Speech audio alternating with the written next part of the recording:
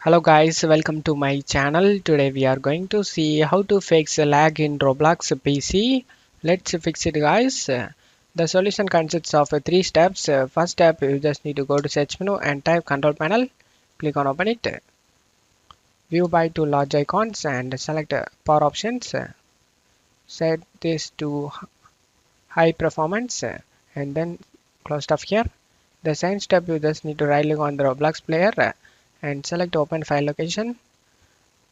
Copy this file path, just right click on it and copy it. After copying the file path, you just need to close stuff here. Go to search menu and type graphics settings. Click on open it. Select browse. Paste the file path we copied and press enter. Select Roblox player beta.exe and select add. After adding the Roblox game client, click on options and select high performance and select save. After that, just to close stuff here. The third step, you just need to right click on the taskbar and select task manager. In here, you just need to close the unnecessary programs running in the background. Just by right click on them and just end task it. And after that, just to close stuff here. Now you are ready to play the game guys without having lag.